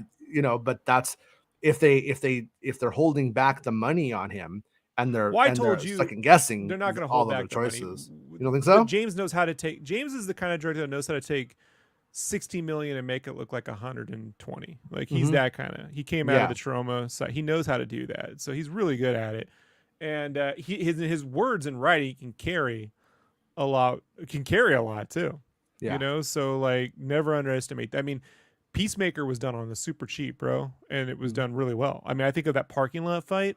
Mm-hmm. Like the parking lot fight was really good, you know, and that's not an expensive bit of work there. It's they just shot in What's a parking lot, but what's that like one series he's doing? What's it called? Like The Division or something? huh? That's a What he's Ubisoft game. No, I know. It's not. That's not what it's called. I mean, it's like that though. It's like it's one of Creature those. Commandos. No, it's a It's DC animated. series. It's a DC series that James Gunn is doing. And There's the Penguins in development, and then there's the one with the Amanda Waller series. You talking about the Amanda Waller series? I don't remember now. It's Maybe called. that's the one. It has a name like tonally that sounds like The Division. It's There's not an called- Amanda Waller series Okay, that's tied well, into the Peacemaker. I don't know why they're making that shit. I think that's a ridiculous. But they thing said the to same do. thing about Peacemaker. I don't know why they're making it. The thing is, I don't. Yeah, I don't. if They he shouldn't wrote, be making he wrote Peacemaker. it. If he wrote it, If- and it's if they're Peacemaker's hemorrhaging great. money, if they're bleeding money left and right and like stuff like that, it's like just go with the big guns, gun. You know what I'm saying? Stick with the big guns. I hear what you're saying, but at the same time, that's won them a lot of cachet. So again, having things that are done well by people that know what they're doing gets you. Look, People It gets you didn't have a lot of faith accolades, in that but it, Picard shit, but that Picard season 3 comes around, everyone fucking loves it no, now. So you but can the fuck, yeah, but that's getting a golf clap. Warner Brothers couldn't pay to promote their films. Flash partially has failed because they could not pay for promotion for it. It's not entirely it. I'm not even going to say it's the main reason, but it's part of the reason. well, they're And trying to use so, the internet. They're trying to use the internet right now and yeah. the internet fandom Mhm. in the same way that studios were trying to use Comic-Con to promote a movie. Remember when they spent Yeah. all that money on Scott Pilgrim at Comic-Con, right? They put that big banner up on the Oh Hilton and yeah. shit, That movie and they made played the whole $10. movie for and all the fans, like all this. That's what like the CinemaCon John Campion nerds coming out there telling you this movie's going to be great, but they're spending far less. They're trying to specifically target Mhm. like nerd bomb. They're trying to nerd bomb the Yeah. nerds, right? Like with their movie, And it's and preaching that to the doesn't choir usually. it's preaching to the choir, the people who Yeah. were already going to go either way.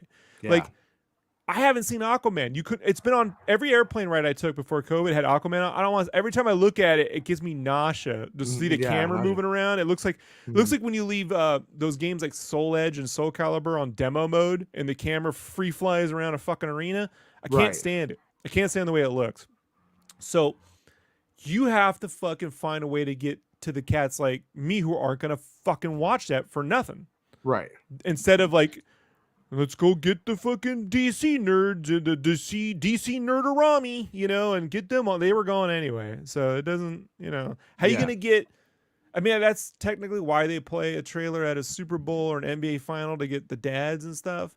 Mm-hmm. But at the same time, there is a problem where, if you got to take a family of fucking 3 or 4 and it's $20 a fucking ticket, that's 60. You know what I mean? And even if you don't eat movie theater shit, you got to eat before or after or something, right? Like kids, I can go to the theater and eat nothing because I wear my mask, but most people can't. They can't go into a theater, sit down, smell all that food and popcorn, and not have something in their stomachs. So you're looking at like $60 to $100 to go see a movie, and I just,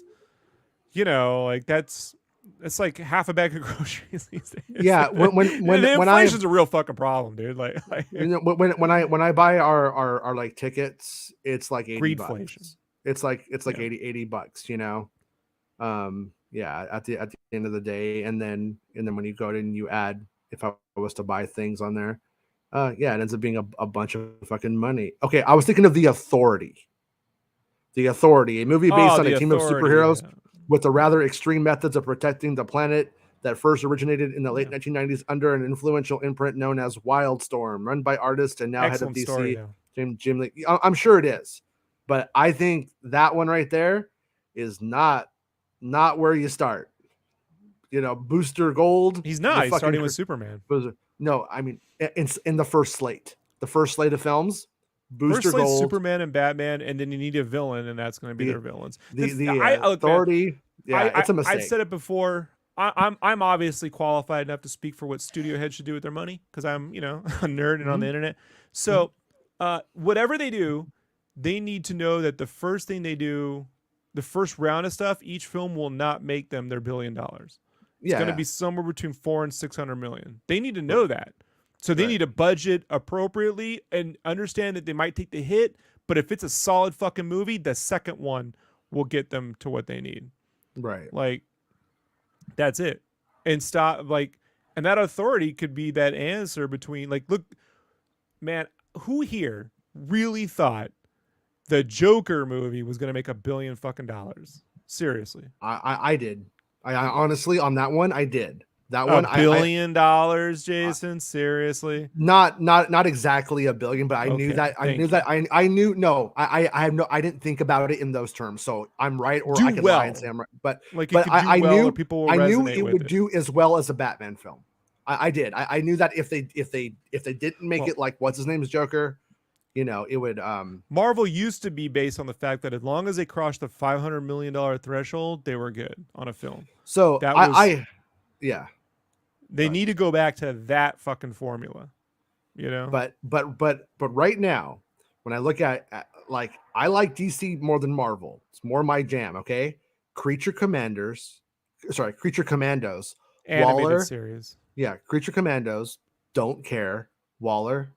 don't care. Superman Legacy, I care. Lanterns, I might care. The Authority, don't care. Paradise Lost, Except Jason, don't I care. I Brave have and the Bold, but I this is care. something I'm an expert on. Um, But this is mhm. something I'm a bit of an expert. I did And almost Booster 20 Gold, fucking years don't in care. t-shirts. And let me Yeah. tell you something, dude. Like what t-shirt companies do is they line up a bunch of fucking licenses, okay? And they go, "This is what people know. They know this brand, they know this brand, they know this brand." And you know what will fucking sell the most? The thing that Mhm. people aren't getting shoved down their fucking throats every Mhm. 3 seconds. Right. So let me give you an No, example about this. I'm not How many X-Men movies did they make that you didn't give a shit? And that's X-Men. all of them. All of them. You see what I'm saying? After So the first one, like I didn't care. the second one's good, dude. And Days of Future Past is dope. But Yeah, most I people, Days of Future Dark Past. Phoenix, no one cares. Apocalypse, no one cares. And Mhm. I liked First Class, but not a lot of people were in the theater seeing that shit. So Mhm. like a brand, The Flash, people know the fucking. They got 9 seasons of a fucking TV show. No one cared. It's not the brand that's gonna get you there. It's the fucking attitude of the project. Emotionally, that project when they show it to you has to be like, oh, Mhm. I'm not a fan of this stuff, but I'll go see that. My whole art career, the only reason why I have a job, Jason, is because I'm the guy that they go, you get this shit, Rob. I don't get the cool shit. I get the fucking dumb shit. And I'm like, all right, I got to make this dumb shit something that you would fucking. The thing I've constantly got from people is they go, you know, Rob, I wouldn't buy that, but I would buy this version of it.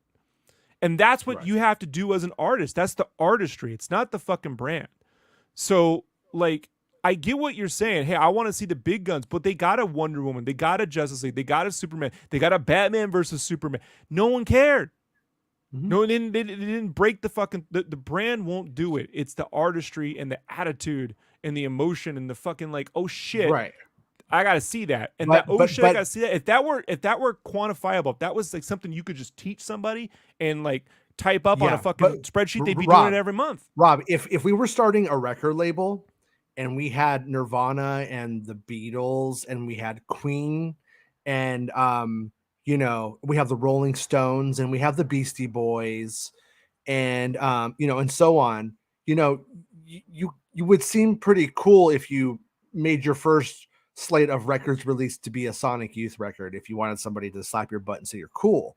But if you want to make some fucking money straight up, don't think it's the I would stick with the with kicking off that new canon and that new slate with the big boys and do what you said, make them fresh films that are like really inspiring and good. And maybe Booster Gold has like the freshest premise I can't even fathom. And when I say I'm like, this is my favorite superhero movie of all time, I'm glad James Gunn had a vision and it happened. Like, I hope that happens. I think that's a But TV series, not but, a film. whatever. I'm just speaking theoretically. But like when they um The only movies they have slated is Superman, Batman, and the Authority. That's it. yeah, like And you need the an and anti Swamp just we Thing live in a and we Swamp Thing. And yeah, well I want that's fucking 10 years from now. I Like we'll I see and it. I want Swamp Thing. I would definitely Hey, want. I will definitely, but I think it's a bad idea to me. If I were at Warner Brothers I or don't. It James Gunn, depends I'd on be the like, budget. Like you yeah, need something that get look. Werewolf by Night had hmm been a $60 million film that did 400 fucking $1 million at the box office. hmm That's a fucking giant win. sure, I don't care if it yeah, fucking I'd doesn't say, tickle your fucking scrotum in the morning, right? Like that's hmm not how this stuff works. It's about utilizing your licenses. Like, look, everyone said the reason why Bumblebee didn't make as much money as The Last Night, which made $600 million, was because it was called Bumblebee and not Transformers. So hmm Joby Harrell and them put together a fucking sequel called Transformers: Rise of the Beast, and they put Beast Wars in there and they put Optimus Prime all over that fucking shit, and they made sure Bumblebee wasn't even in the movie. You know what I mean? They got him out of that fucking film, the whole killed thing, and him. it's making the least. That's not. I'm telling you, it's just not how it works. All right. And hmm it's proven. Like I've been through this so many times. People come in here and they hand you fucking, we got, here you go, Rob. We got the Marvel licenses. Now we're gonna fucking make all the money. And you don't. It's Charlie fucking Brown that makes hmm you all your money. And you're like, why? Because in a sea where everyone's putting Marvel and Star Wars and Batman on a fucking t-shirt out of that Charlie Brown shirt will fucking do, it didn't cost us a lot and it will do plenty because no one else is getting that anywhere else. And that's the yeah. hardest thing I had to learn over time. Well, It doesn't work that way. I'll tell you this. I will when the Batman and the Superman movie comes out, I will be buying tickets for my family. When the Authority comes out, it will not be getting that Well, there's buy. no one way to make $1 billion. You know how No, Avatar made its money Rob, is not how Joker made its money. I'm not even making it. I'm not making $1 billion argument though. I'm saying like those are movies that fucking nerds who buy comic books think are a great idea, and I don't think the mainstream gives a Unless there's a bunch of kids them. who grew up with the boys and now they can go see a version of that in the theaters that doesn't feel this isn't my. Remember, people did spend money to see the Suicide Squad. Mm-hmm. You know, it had that Mortal Kombat vibe. You know, and if you can get that teenage Mortal Kombat money in, Jason, well, yeah, like, Margot Robbie as what's her name is that's very smart. That was, I mean, she's hot. It's fucking. It's the lack of execution in the film that it's you a know terrible that movie. Well, one of them is the was problem. terrible. But you can get them in if it has the right attitude, you know, and it speaks. I would say right now, man, my biggest complaint with these movie studios is across the board. 90% of them, their marketing is fucking atrocious. Yeah, you know, all of Disney marketing's fucked. I haven't seen one thing marketed by Disney never been. At all. I don't think they've done very little right over the years, in my opinion. Yeah. In my Fox opinion, used to have excellent marketing. I'm not a big fan of Fox Studios, but their marketing was good. If you go look at the trailer, go look at the first trailer for Avatar, and go look at the first trailer for Avatar: Way of Water. And I told you, I'm like, well, they're leaning on that fucking Oscar sentimental money, and I don't know, like, we'll see how it does. But you know, like, I just think, again, the marketing right now is pretty much in the shits. Yeah, no, and like when you look at like DC, to me, I respect it because I don't think it's going like conservative. And when I don't mean that politically, I mean I think that they're like really trying to think outside the box and trying to like come around it from a different angle and make it fresh. And then I'm like, fuck, but that doesn't feel like for instance, like the Flash. People hate when I say it, and they're free to disagree, and I think they have valid points, but to disagree with it. I never thought the Flash was going to be a huge fucking character that was going to like deliver like at the same level as like a Batman and a Superman or a Wonder Woman. But speed, but the power of speed can work really well if you put people in the shoes of using the power. Yeah. And oftentimes, even in that film, it's used as something you just stare at. Yeah, I know. You know, and that, and I'm going to go back to, and I can prove this. But the movie isn't bad. The movie's not bad. I don't like using speed as slow motion. I'm not a fan of that trick. And go back to the Incredibles, the first Incredibles film, when the little kid's learning how to run and uses speed as a power. Yeah. That's one of the best sequences I've ever seen. Yeah. Right. And then he learns how to walk on water, and he can fucking learn how he's a little kid, but now he can punch guys because of his speed, and he can actually hurt them. What they're doing is as it's not the best sequence now. It hasn't aged that well. But when you think of Luke and Leia on the speeder bikes going through Andor, imagine if they just made it slow and we saw it in Jedi vision instead. It's boring. It would suck. It's a boring take. Yeah. It's a boring the point. Yeah. It's horrible. So like, do you have to put people there? I'm a big fan of that, man. You put people in the shoes so you become the character and you're like learning with them is the trick. This whole snarky, like, some people can pull it off. Gunn can pull it off. Very few people can pull it off. I don't see Ralph. Willow tried to pull off a James Gunn, the Willow series, and it didn't. Yeah. McQuarrie doesn't do that. You know, that's not his wheelhouse. You don't see McQuarrie going and doing that snark shit, you know? So, like, I just, man. To be fair, he's paid by a cult, so he can do whatever he wants. Well, we're all paid by cults. Hail and Ed. Are you watching? Are you watching the Idol on HBO? Have you seen that? God, no. It's good. It's I can't actually watch good. Smoke. It makes me want to vomit. I hate smoking. I don't even remember anybody smoking in it. What are you talking about? Lily Rose, whatever, Johnny Depp's daughter. Yeah, I can't. Yeah, can't.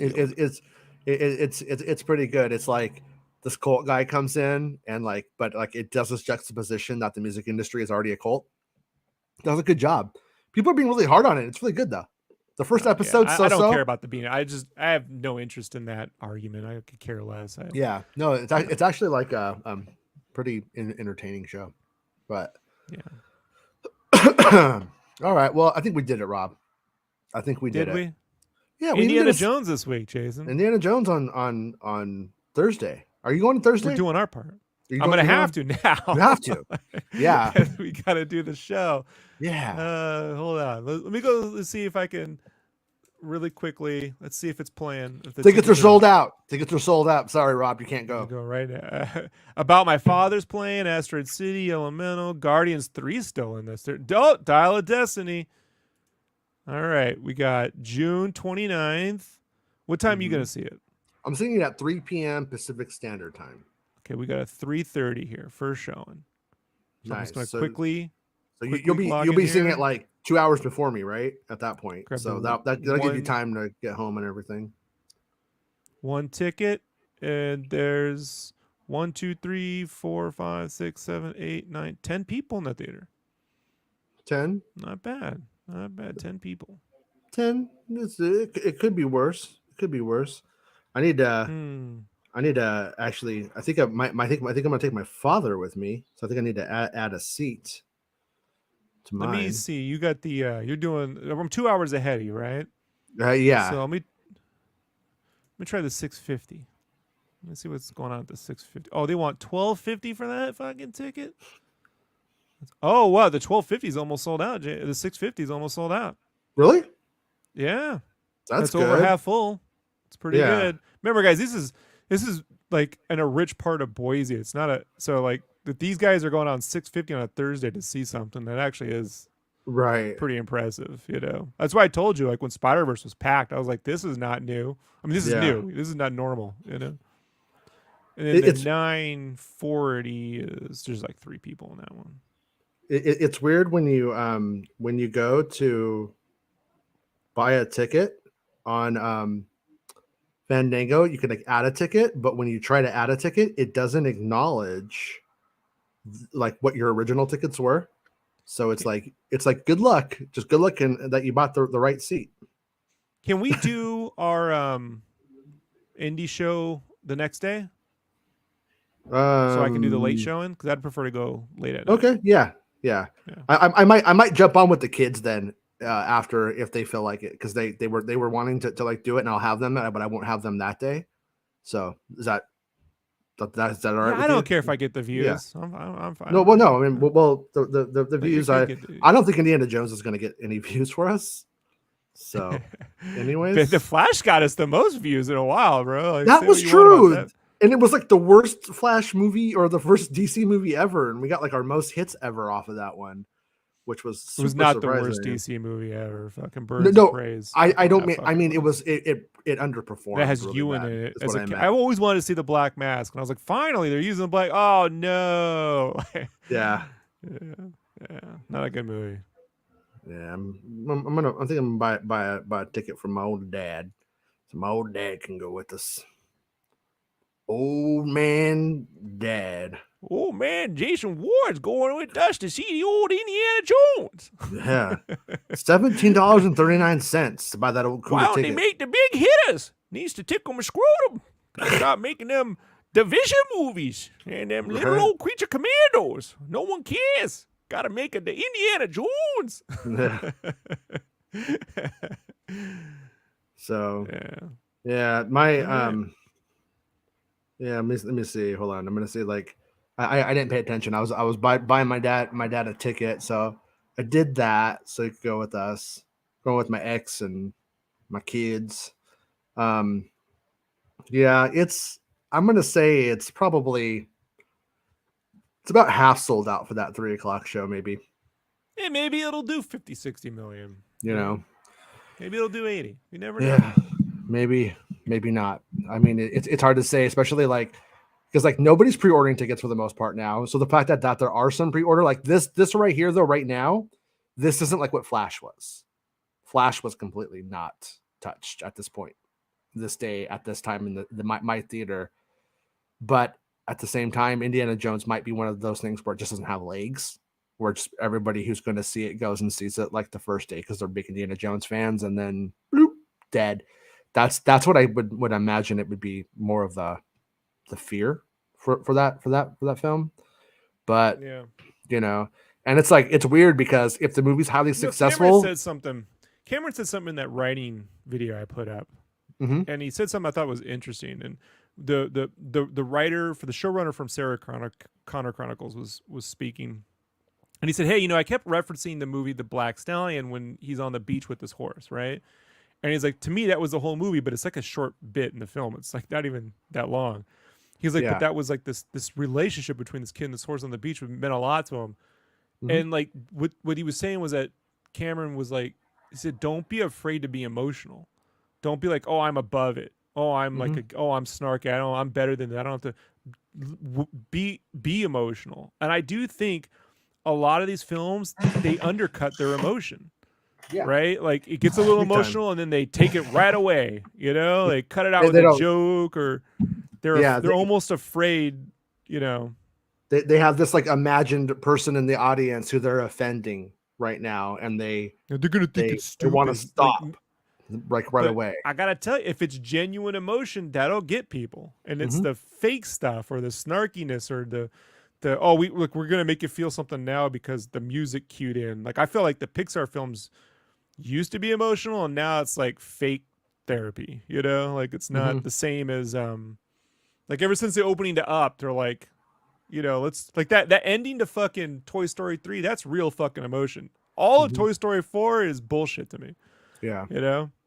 Right. Like so that real emotion is the thing that's missing from a lot of films, man. And not just superhero movies and shit, you know. Yeah. Well, we did it, Rob. We did it. You got your Indiana Jones ticket? Yeah, well, I have to put in my security code, but my thing's downstairs, so I gotta go get my card. I see. I never remember it. All right. Well, I was gonna say everybody was here for it. Now they're not, Rob. Good work. You made everybody. Hey, look, I don't lie to you though. I could have lied and said, "Yeah, I got it." Like it's sitting there. Don't lie. I got don't lie. 6 minutes before it'll cancel my ticket. So. You know what, Rob? I like spaceships. It's me, Giorgio Di Lucas. To Alec Guinness, who's very, very English, and it's a very, very English accent. It's very interesting because he actually pulls it off pretty well. Because his real accent is way different. Oh, he's got that video. Yeah, he does. He sounds like Fat Bastard. Still my favorite ever. I like so wait. It sounds like Fat Bastard. Like, yeah, good stuff. So all right, we'll be back tomorrow talking about whatever the Star Wars news du jour is. And thank you to everybody for being a channel member and supporting the show or Patreon supporter. Yeah, like the show on the podcast platforms. It supposedly helps it. I don't know if it really does, but fucking why not? Leave a good review. Don't leave a negative review. Leave a good one. If you leave a negative one, that's fair. Engagement's engagement. Fuck it. You know what? Leave a good review and then bitch about Rob on the comments so he sees it. That's what I suggest. Thank you. Yeah. Thank you. Yeah, and then whatever. And then we'll have an Indiana Jones show later in the week for sure. And mostly. All right, everybody. We'll see everybody tomorrow. Bye, guys. Bye, Rob. Bye.